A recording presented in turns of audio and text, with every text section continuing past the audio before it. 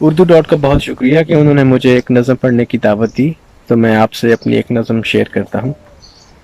ہم شہر کی خفیہ جیب میں گر جاتے ہیں، ان شہروں میں زندگیاں تو مرغی کا ڈربہ ہیں، دن جیسے دانوں کا ایک کٹورا جس کو جیون بھر ہم ختم نہیں کر سکتے۔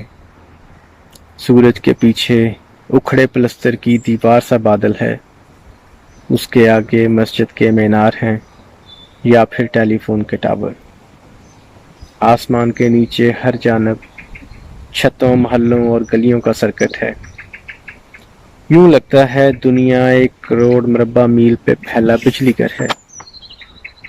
جینے کی کوشش میں جب ہم جلدی کرتے ہیں، ننگی تار سے جھولتا کوا بن جاتے ہیں، حرص کی بلی جس کو شہر کی خفیہ جیب میں چھپ کر کھا جاتی ہے۔